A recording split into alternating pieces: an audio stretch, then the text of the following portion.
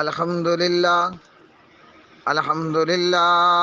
رب العالمین والعاقبۃ للمتقین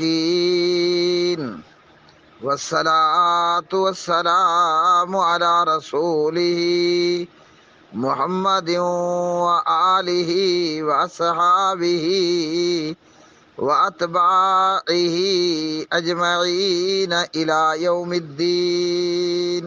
ما بعد، والمحصنات من الذین اوتوا الکتاب من قبلکم اذا آتیتموہن اجورہن محسنین غیر مصافحین ولا متخذی اخدان ومن یکفر بالایمان فقد حبط عملہ وہو فی الآخرۃ من الخاسرین.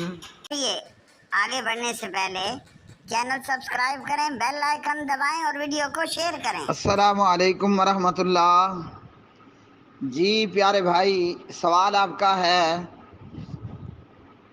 کہ کیا ایک مسلمان ایک یہودیہ یا عیسائیہ عورت کے ساتھ نکاح کر سکتا ہے، شادی کر سکتا ہے؟ قرآن مجید فرقان حمید کی یہ تلاوت شدہ آیت مبارکہ پارہ نمبر 6 میں سے 5 نمبر کی سورت اور 5 نمبر کی آیت. اس تلاوت شدہ آیت میں اللہ سبحانہ و تعالیٰ نے فرمایا والمحصنات، اور پاک دامن عورتیں، من الذین، ان لوگوں کی جو اوتو دیے گئے، الکتابہ کتاب، من قبلکم تم سے پہلے، اذا جب آتیتموہن تم دو ان کو، اجورہن ان کے مہر، محسنین اس حال میں کہ نکاح میں لانے والے ہو، غیرہ نہ کہ مصافحین بدکاری کرنے والے، ولا متخذی اور نہ بنانے والے، اخدان خفیہ آشنائیں، ومن اور جو کوئی یکفر انکار کرے گا، بالایمان ایمان سے، فقد حبطا تو یقیناً برباد ہو گئے، عملہ اس کے عمل، وہوا اور وہ، فی الآخرۃ آخرت میں، من الخاسرین نقصان اٹھانے والوں میں سے ہوگا. پیارے بھائیوں اور میری بہنوں، یہ وہ آیت ہے کہ جس کے اندر اللہ سبحانہ و تعالیٰ نے اہل کتاب کی عورتوں کے ساتھ نکاح کرنا جائز بتایا، حلال بتایا، مگر اللہ سبحانہ و تعالیٰ نے اس آیت مبارکہ کے اندر اہل کتاب کی عورت سے نکاح کرنے کے حوالے سے، شادی کرنے کے حوالے سے ان شرائط کو بھی بیان فرما دیا. اب یاد رکھیے کہ وہی بندہ اہل کتاب کی عورت سے، یہودیہ اور عیسائیہ عورت سے نکاح کر سکتا ہے جس کا اپنا ایمان اور اسلام مضبوط ہو، اور جس کا اپنا ایمان اور اسلام مضبوط نہ ہو، ایسے بندے کے لیے کسی طور پر بھی یہودیہ اور عیسائیہ عورت سے نکاح کرنا ہرگز درست نہیں ہے. اسی طرح یہودیہ اور عیسائیہ عورت سے وہ بندہ نکاح کر سکتا ہے، شادی کر سکتا ہے کہ جس کی نسل اس یہودیہ اور عیسائیہ عورت سے پیدا ہونے والی اولاد، اس کا اسلام اور اس کا ایمان بھی محفوظ ہو. اللہ سبحانہ و تعالیٰ نے جو شرائط بیان فرمائیں، ان میں سے پہلی شرط فرمایا والمحصنات، جس عیسائیہ اور یہودیہ عورت کے ساتھ نکاح کرنا ہے وہ پاک دامن ہو، وہ بدکارہ، وہ آوارہ، وہ آزاد، وہ بے حیا اور بری عورت نہ ہو. ایسی عورت کہ جس کے ساتھ نکاح کیا جا سکتا ہے، یہودیہ ہو عیسائیہ ہو، شرط یہ ہے کہ وہ پاک دامن ہو، مطلب بے حیا اور بدکار نہ ہو، وہ زانیہ اور فاحشہ عورت نہ ہو. اب ایسی عورت کہ جو ننگے دڑنگے ساحل سمندروں پر، کیا کہتے ہیں اسے آپ، بیٹ، ساحل سمندر پر ننگی دھڑنگی نہانے والی عورت ہو، تو یہ بدکارہ اور بے حیا، آوارہ اور آزاد قسم کی عورت ہے، تو ایسی عورت کے ساتھ نکاح نہیں کرنا ہے۔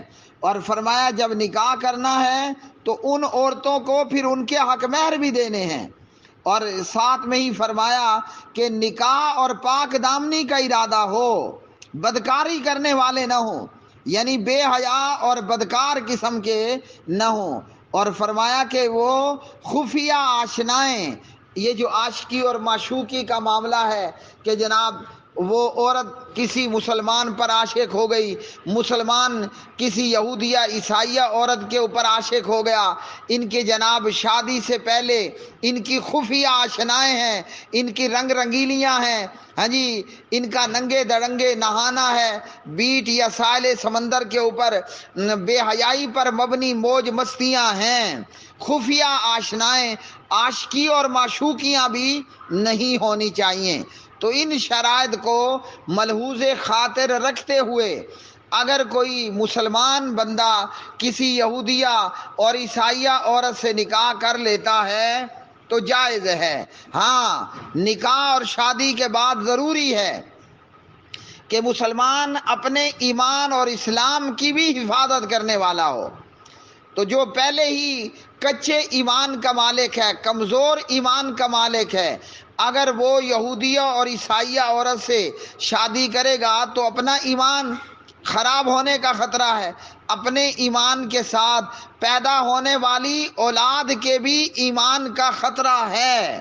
فرمایا وَمَن يَكْفُرْ بِالْإِيمَانِ، اور جو کوئی انکار کرے گا ایمان سے، یعنی کچے ایمان کا آدمی ہے، کمزور ایمان کا آدمی ہے، یہودیہ اور عیسائیہ عورت سے نکاح کرنے کے نتیجے میں اپنے ایمان سے ہاتھ دھو بیٹھتا ہے تو پھر کیا ہوگا؟